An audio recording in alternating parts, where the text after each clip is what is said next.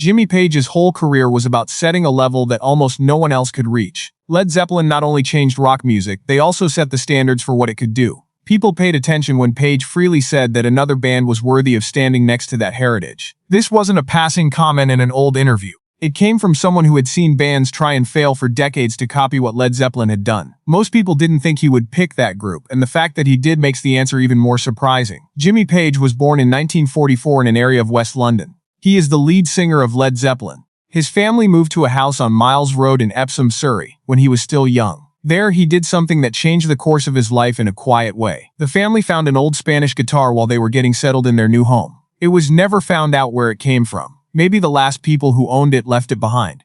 It could have been put there by a family friend. The puzzle was never solved no matter what the truth was. Page didn't care much about the guitar at first. It sat there for a while without being touched, but when he did, everything changed. When he was 12, a friend at school taught him some simple chords. That made him feel something. Not long after that, he was too old to learn anything from his friend. After that, he taught himself by listening to music and guessing songs by ear. In a strange way, he didn't start playing because he wanted to be a rock star. Page just said years later that he picked up the guitar because he was bored. It was just a way to pass the time at first, but it quickly turned into a big deal. He brought his guitar to school almost every day and practiced whenever he had a free moment. There wasn't much time before his teachers got mad. They took away his guitar on a regular basis, hoping that would make him study more. The fight was with Miss Nicholson, who is the school's assistant head. She didn't believe in his musical goals and told him straight out that playing guitar could never be a real job. Instead of making him want to go to school, her attitude made him want to stay away from it even more. Before leaving school at age 15, Page did just enough to pass the minimum exams. This was the youngest legal age to leave school in Britain at the time. His teachers didn't fully understand him, but history would show that they were wrong about one thing. There would be a cost to his love of music. Neil Christian, a singer, found the teenage guitarist not long after he graduated from high school and asked him to join his traveling band, the Crusaders. With a dream of making songs, the 15-year-old couldn't pass up the chance. I thought life on the road would be fun. The truth was not nearly as exciting. Page traveled for 2 years in crowded vans for long hours, going without food and constantly getting sick. His busy schedule wore him down until his health finally gave out. He had to leave the band and go home because he had a very bad case of glandular fever. It felt like a huge defeat at the time. It led to something even bigger instead. Since Page couldn't go on tour, he focused on London's busy music scene. He worked as a session guitarist, recording behind the scenes for many artists. Another well-known session player was also called Big Jim Sullivan, so the younger guitarist was given the name Lil Jim P to avoid confusion. It's amazing how quickly his fame grew. By the middle of the 1960s, he was one of Britain's busiest musicians, recording guitar parts for bands and singers like The Who, The Kinks, The Rolling Stones, and many more. He even did some background music for the Beatles' 1964 movie A Hard Day's Night. In late that same year, Shirley Bassey recorded the James Bond theme Goldfinger at Abbey Road Studios with composer John Barry's orchestra. It was one of his favorite early recordings. Page played the guitar on the record. Even after all these years, he would still say it was one of the best parts of his career before Led Zeppelin. He wasn't as inspired by every recording. Engelbert Humperdinck's hit song Release Me was recorded by Page. He and fellow guitarist Big Jim Sullivan apparently got so tired of the repetitive work that they played pocket chess between takes. Later, Humperdinck remembered that the young musician didn't seem interested in the recording. Page was getting tired at that point. He said that he worked up to 3 recording sessions a day, 5 days a week, when he was busy. It was hard to keep up with everything, especially since many practices involved playing the same parts over and over again. He worked really hard though, and now he's one of the most sought-after singers in England. Some estimates say that he was on between 50 and 90% of all the records made in Britain from 1963 to 1965. But eventually the never-ending routine got too much. When someone asked him to record music for a Muzak session, he lost it. His life was not about making music for elevators. He knew it was time to move on after that assignment. After being asked to join for years, Page finally said yes to an offer to join the Yardbirds in 1966. It was a big move. Eric Clapton had been the lead guitarist for the band in the past, and they already had a legendary image. Clapton and Page knew each other, but they were never both in the at the same time. Page instead shared the stage with Jeff Beck, who is also a huge name in guitar. 2 of Britain's best guitarists played together in the same band for a short time, making one of rock music's most memorable lineups. At the same time, another thought was beginning to take shape. Page had played with Jeff Beck, John Entwistle, and Keith Moon before he joined the Yardbirds. They wanted to make a whole new supergroup. The idea never took off, but it left something that will never be forgotten. After Entwistle joked that the project would fail like a lead balloon, Keith Moon made the joke that the band should be called Led Zeppelin. Later, Peter Grant, the manager, said that the A should be taken out so that people wouldn't say it as Led. It changed its name to Led Zeppelin. It wouldn't be used right away. By 1968, the Yardbirds were no longer together at all. Page was the only member left. Sadly, the band still had to fulfill their contractual obligations and play a number of shows in Scandinavia. Page quickly put together a new group because they didn't have much time to get ready. He got bassist John Paul Jones from a different session, then singer Robert Plant and drummer John Bonham, under the temporary name the New Yardbirds. The new group kept the promises they had made. From the start, it was clear that they had chemistry. Page was sure he had found something special after seeing those performances. He didn't wait to get the band into the studio because he wanted to record their energy before it was gone.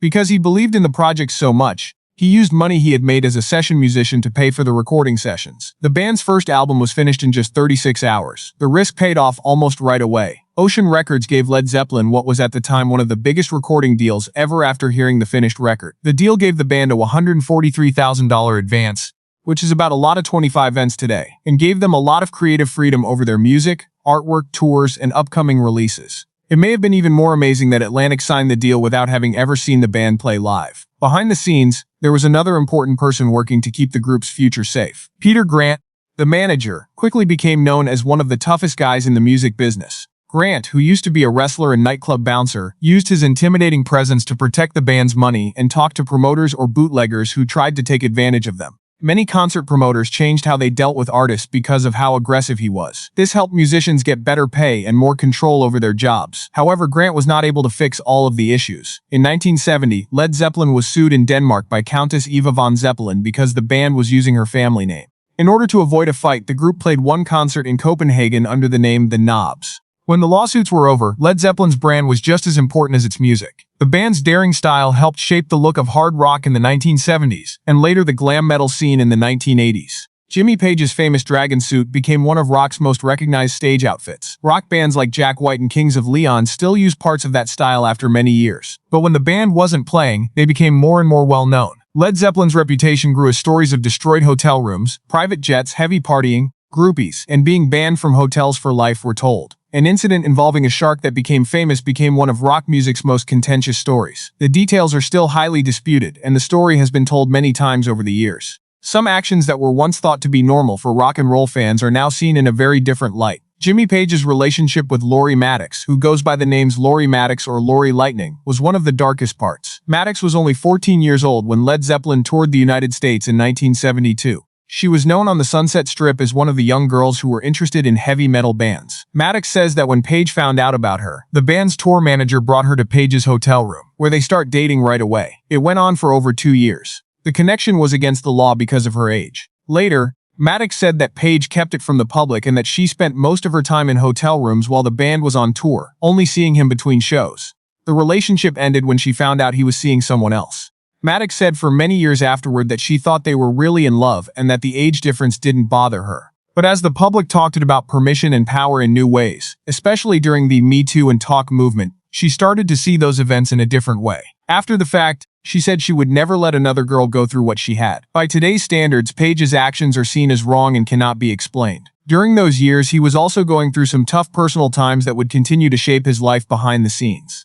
The chaos that was going on behind Zeppelin. Jim Page, lead singer of Led Zeppelin, said that a lot of their 1973 North American tour was just a blur. He said he couldn't even remember it years later, which shows how deeply his drug use had taken hold. In 1975, he became even worse when he became addicted to heroin. This would last for about 7 years. It was impossible to avoid the effects. His once perfect guitar playing got less consistent, he lost a lot of weight, and he slowly fell behind the rest of the band. Page's addiction made it so that he had a much smaller part in writing songs for the 1978 album In Through the Outdoor. John Paul Jones, the bassist and keyboardist, stepped in and did a lot of the creative work. Page beat his drug problem in the early 1980s, but he was still in trouble with the law. He was caught twice for having drugs on him, once in 1982 and again in 1984. The effects, on the other hand, were surprisingly mild. The first conviction led to a year of conditional discharge, and the second case ended with a fine instead of the prison time that was common for similar crimes. Still, those fines were nothing compared to one of the worst cash blows Led Zeppelin ever took. Someone stole $180.00 from the band's hotel safe deposit box right before the last show of their record-setting 1973 North American tour. Taking inflation into account, that is worth a lot more than $1 million now. The tour ended with one of the biggest cash thefts in rock history, after months of sold-out shows. But for Page, losing money wasn't even close to the worst thing that could happen on the road. A week before Led Zeppelin's North American tour in 1975, he broke the tip of his left ring finger badly when he slammed it into a train door. For most guitarists, getting hurt like that would have meant they had to stop. Page went in a different direction. Instead of canceling the tour, he changed the way he played and used what he later called his 3.5-finger approach to get through each show. Because of the injury, the band had to take out some hard songs from the set list, like Dazed and Confused and Since I've Been Loving You. During the tour, Page used codeine and Jack Daniels a lot to deal with the pain. It was an amazing show of dedication, especially when you think about how sick he was years before when he was on tour with Neil Christian and the Crusaders. By that time, Led Zeppelin's endurance had become a part of who they were. The band did 4 tours of the UK and 4 tours across the US in their first year together, and they also managed to put out 2 studio records. They were famous for more than one reason at their concerts. During a normal Led Zeppelin show, songs would turn into long improvisational journeys that were never the same twice. The shows would last close to 4 hours. That mood was best summed up by Dazed and Confused. What started out as a track on their first record became the main theme song for their live shows. Sometimes they were even shorter, lasting only 20 minutes. One famous show at the Los Angeles Forum in 1975 went on for an amazing 43 minutes. Page was able to try new things during those long shows. A moment that stood out for him was when he put a violin bow on his electric guitar strings and played. When mixed with distortion and echo effects, the method made sounds that were strange and haunting, unlike anything people had heard before. In some songs, like Stairway to Heaven, he famously moved to a double-neck guitar so he could play parts with both 12 strings and 6 strings without switching instruments. Even though Page didn't come up with all of these methods, he helped make them iconic of rock music. His influence went far beyond what he did on stage. A lot of historians say that Led Zeppelin's second record, in particular, helped make heavy metal what it is today. Even though the band didn't want to be called that, there's no question that Page's powerful guitar playing, layered production, and new studio techniques created the sound that many heavy bands would later build on. Fans thought of Led Zeppelin as making heavy music, but Page was already looking in a different direction. He and Robert Plant got away to a quiet cottage in Wales in the summer of 1970 to start writing the band's third album. Both musicians became interested in traditional English and Celtic folk music when they lived in the country. That changed the record, adding acoustic guitars and folk-inspired melodies to replace a lot of the band's usual heavy sound. When the record came out, a lot of people were seriously surprised. Fans who were hoping for another great hard rock album were very angry, and music reviewers had mixed feelings as well. A lot of people were upset when Led Zeppelin suddenly changed their style, just like a lot of people were upset when Bob Dylan switched to electric music years earlier. For Page, the critiques made him even less trusting of the music press. He thought that the reporters wanted to keep the band stuck in one style of music instead of letting them grow. More than just the music was changed by their determination to stay in charge. There was a different recording engineer on each of Led Zeppelin's albums, which can be seen in the album credits. There was no chance about that. Page knew exactly how he wanted the band to sound because he had learned so many studio tricks as a session player. He made sure that Led Zeppelin's unique sound would always be attributed to the band's own artistic vision rather than any one producer behind the mixing desk by switching engineers all the time. He cared a lot about having control. So did the things he liked besides music. In the early 1970s, experimental director Kenneth Anger asked Page to write the music for his movie Lucifer Rising. The group work quickly broke down. Anger said in public that Page had only given him about 23 minutes of music for a 28-minute movie after several years. The tapes, in his opinion, were just repetitive droning sounds, and he said that Page's drug problems had kept him from finishing the project. Those claims were strongly denied by Page, and he finally cut all ties with the movie. Still, Anger had come up to him in the first place for a reason. Page had been deeply interested in the occult for a long time. It started when he was young and read Magic in Theory and Practice by Aleister Crowley. His interest grew so strong that he bought Boleskine House near Loch Ness, which was once Crowley's home. Crowley's theory of self-liberation, which says that people should break free from restrictions and find their true will, really interested Page. Some biographers have said that this philosophy also reflected the more and more risky lifestyle he adopted when Led Zeppelin was at the top of their game. It wasn't long before his interest in magic showed up in how people saw the band. Astrological symbols in his famous dragon suit were linked to his own birth chart. This showed that he was interested in astrology, which many people at the time thought was connected to the occult. On Led Zeppelin IV, the symbols continued. Inside the album cover, there was a drawing based on the Hermit Tarot card. The painting was credited to a painter called Barrington Colby, but not much is known about this unknown photographer. Because of this puzzle, people have thought for years that Page may have made the picture himself. It's not impossible for the idea to be true. Before he became fully committed to music, he had a strong interest in painting and even went to art college for a short time. When the song Remains the Same came out, the link became even more interesting. In one of the fantasy scenes in the movie, Page changes into the Hermit, which makes the visual connection between him and the mysterious figure on the album cover even stronger. But people had different opinions about the movie. When it first came out in 1976, many reviewers didn't like it, and British audiences were especially harsh. Part of the anger came from the fact that the band chose not to play in the UK after 1975 because they were tax exiles and wanted to avoid paying Britain's high-income tax rates. A lot of British rock fans felt like their favorite band had turned their backs on their home country. But those irritations would soon not seem important. Led Zeppelin was going through its most painful period, hidden behind the fame, the record-breaking tours, and the larger-than-life image. Personal problems were getting worse. Things were getting worse, and on September 24, 1980, something terrible happened that would change the band's future for good. The death that put an end to Zeppelin.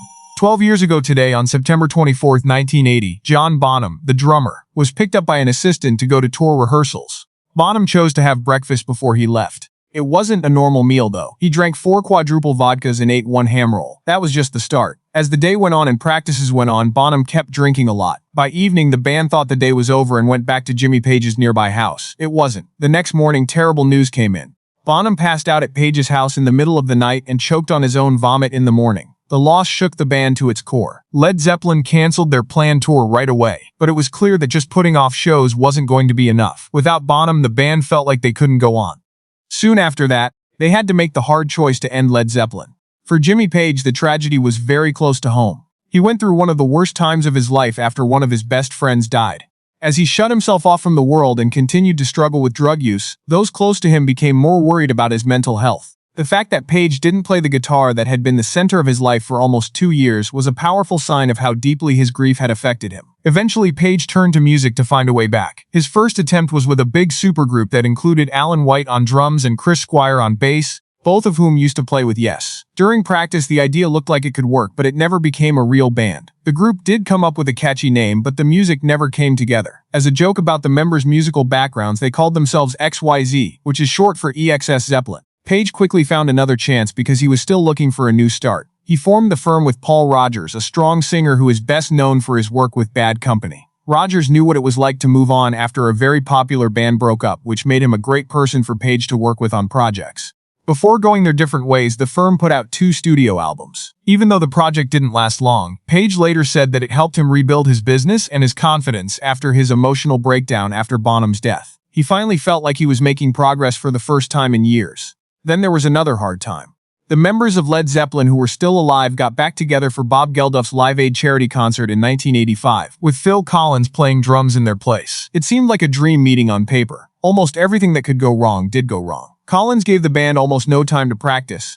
Page was given an out-of-tune guitar right before going on stage, and Robert Plant was having a lot of trouble with his voice. Fans expected a much better show from one of rock's best bands, but this one fell far short. Because the members were so unhappy with the outcome, they wouldn't let their performance be included in the official Live Aid DVD that came out in 2004. Instead, they chose to give money to the charity to help it out. Relationships within the band were put under even more stress by the sad reunion. A little over 10 years later, though, Page and Plant were back together making music. The two got back together in 1994 for MTV's Unplugged series, but the show turned into a lot more than just an acoustic event. Unleaded was the name of the project's release. It mixed acoustic arrangements with Middle Eastern influences and gave Led Zeppelin's music a new sound. It was loved by fans. The success led directly to a big world tour, but John Paul Jones, an important member of the band, wasn't on it. Even though Jones was one of the original members of Led Zeppelin, he was never asked to take part and says he wasn't even told about the reunion. It became known the next year that he was upset. When Jones's band, Led Zeppelin, was inducted into the Rock and Roll Hall of Fame in 1995, he accepted the award with his bandmates. In his short speech, he said something that became one of the most memorable parts of the ceremony right away. He thanked his friends for finally remembering his phone number. People in the room laughed, but the comment showed real hurt underneath the humor. Years later, an even stranger partnership came to an end. Page worked with the American rock band The Black Crowes on a well-reviewed tour and live record in 1999.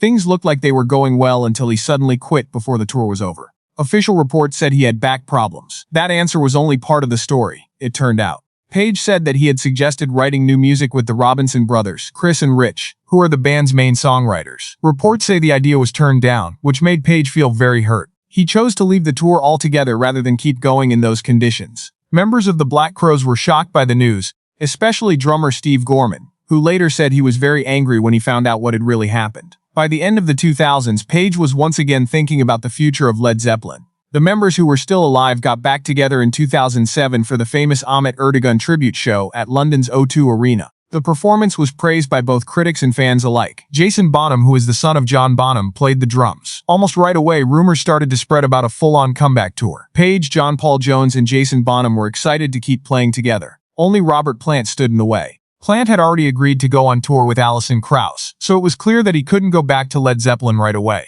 Instead of waiting, Page and Jones are said to have started trying out other singers in case the tour went ahead without him. Those ideas never came true in the end. Plant, on the other hand, was very upset by the thought that his longtime friends had thought about replacing him. The planned tour quietly fell through, but the event caused more problems in the ties between the members who were still alive. Jim Page had done almost everything a guitarist could hope for by that point.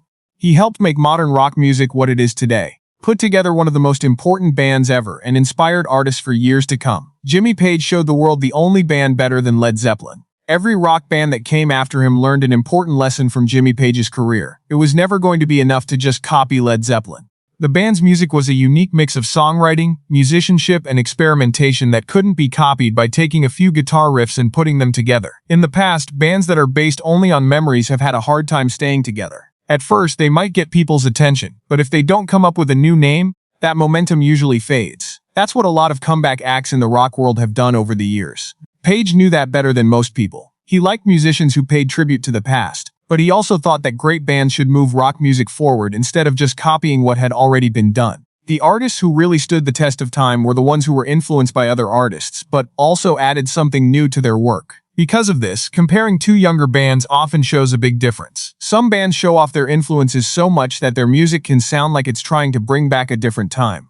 Others use the same effects as a base and build new ideas on top of them instead of using old ones again and again. Page thought that the difference between lasting artists and short-lived trends was their ability to change. Led Zeppelin didn't become one of the most famous bands ever by being safe, after all. Page was always looking for new sounds. He mixed blues, folk, hard rock, world music, and experimental recording to make something that had never been heard before. That drive to try new things became one of the band's most important traits. A lot of the musicians who came after them were successful by doing the same things. Bands like Aerosmith were influenced by Led Zeppelin's blues-based sound, but they made their own style that was always clear. Judas Priest pushed the band's harder parts even further, which helped make heavy metal what it is today. Page thought that influence was most useful when it led to original ideas instead of copying others. In a strange way, Page felt more at ease returning to the music that had first influenced him after Led Zeppelin broke up.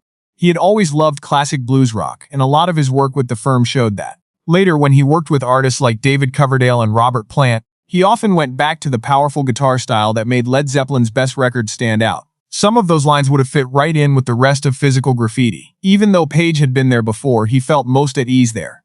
Even so, younger artists looked up to him and tried to be like him. There was one band that stood out, the Black Crowes. Since the start of their work, the band has followed the rules of blues-based rock without just trying to copy Led Zeppelin. Songs like Hard to Handle and Twice as Hard showed how much they knew about the music that had influenced them. Page felt something he hadn't felt in years when he finally joined them on stage. Later, he talked about how working with them brought back the excitement he had felt when making Led Zeppelin's first songs. He didn't see the Black Crowes as a replacement for Led Zeppelin, because there would never be another band like them. Instead, he saw the partnership as two separate journeys that would allow him to explore both the band's music and the kind of rich guitar arrangements that he loved. It was clear that the Black Crowes were up to the task.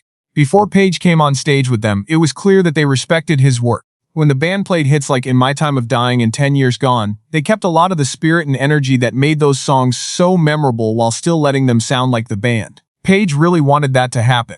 The goal was never to make a new Led Zeppelin or to go back and do things the same way they happened the first time. Instead, all he wanted was to hear those songs again played by musicians who really got them. For Page, hearing classic songs like 10 Years Gone come to life again wasn't about making history happen again. It was a way to honor the music's history while also giving a new generation of musicians a chance to take it on.